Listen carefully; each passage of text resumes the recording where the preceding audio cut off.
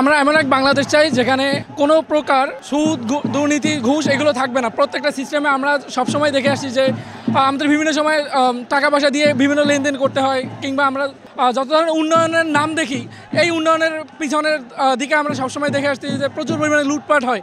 আমরা এমন এক বাংলাদেশ চাই যেখানে কোনো প্রকার বৈষম্য থাকবে না, কোনো প্রকার লুটপাট দুর্নীতি থাকবে না, এবং বাংলাদেশের প্রত্যেক মানুষ হচ্ছে স্বাধীনভাবে বাঁচতে পারবে, স্বাধীনভাবে কথা বলতে পারবে। এই আন্দোলনে মোটামুটি আমাদের প্রায় 2000-এর কাছাকাছি আছে। আমাদের ভাই শহীদ হয়েছে, আমার নিজের আপন ভাইও মারা গিয়েছে এখানে, এবং অনেক ভাই হচ্ছে পঙ্গুত্ব বরণ করেছে। আমরা জানি যে প্রায় 30,000-এর বেশি হচ্ছে আহত হয়েছে, তাদের ভিতরে অনেক হচ্ছে পঙ্গুত্ব বরণ করেছে।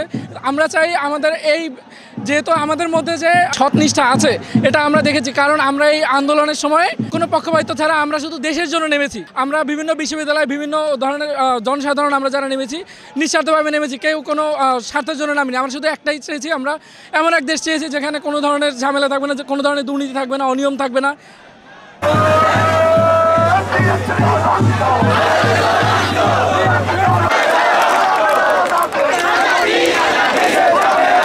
আমরা নির্দিষ্ট কোনো দলকে চাচ্ছি না যে জনসাধারণের জন্য কাজ করবে, ভালো কাজ করবে, আমরা তাকেই চাইবো ইনশাল্লাহ। আমাদের যারা যুদ্ধ করছে ওনারা তো আলহামদুলিল্লাহ মহান, ওনারা মুক্তিযুদ্ধের সংগ্রামী, কিন্তু তারপরেও আমরা আমাদের দেশটা মুক্ত করতে পারি নাই। তো আমরা 2024-এ ফ্যাসিস্ট দূর করেছি, তারপরেও আমরা চেষ্টা করেছি যে এই পর্যন্ত আমাদের দেশটাকে আগামী সুন্দর করতে, কিন্তু এখন পর্যন্ত আমরা দিল্লি মুক্ত হইতে পারিনি, এখনো আমরা গোলামির ভিতরে রয়ে গেছি। আমি চাই আমাদের দেশটা সুন্দর, সবুজ, সমৃদ্ধ থাকুক। কোনো দেশের গোলামি আমরা পছন্দ করি না।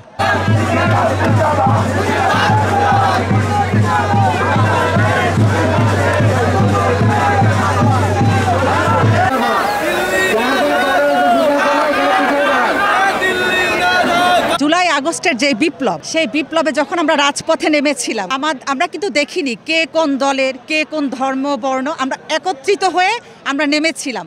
আমাদের কাছে কোনো রকম অস্ত্র ছিল না। অপরদিকে ফ্যাসিস্টের মানে মানুষ জীবন বিধ্বংসকারী অস্ত্র ছিল।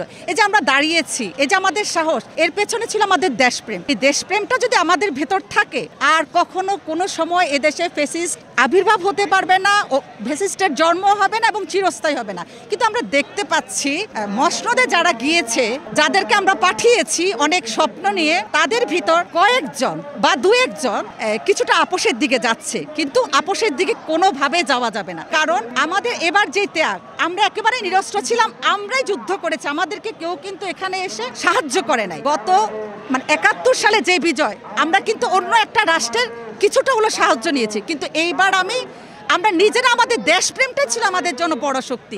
এই দেশপ্রেম যতদিন থাকবে এই দেশ বেহাত হবে না। এবং আমরা যারা মসনদে গিয়েছি তাদেরকে অবশ্যই রুট লেভেলের কথা চিন্তা করবে। রুট লেভেল কি চাচ্ছে?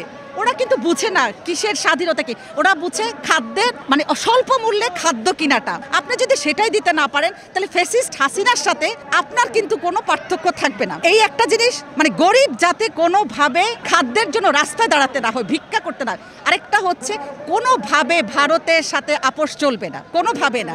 আমাদেরকে এই জায়গায় ঐক্যবদ্ধ থাকতে হবে, তাহলে আমাদের যত রকমের মত পথ থাকুক না কেন, দেশ কখনো বেহাত হবে না। আমি একটু বিশেষভাবে আমাদের দুইজন উপদেষ্টার কাছে আমার একটা আকুল আবেদন, নাহিদ এবং আসিফ, তারা যেহেতু আমাদের প্রতিনিধিত্ব করছে, তাদের ভিতরে বিপ্লবটা যাতে থাকে, বিপ্লবের ধারণা চেতনা যতদিন থাকবে, আশা করা যায় বাংলাদেশ সঠিক পথে যাবে।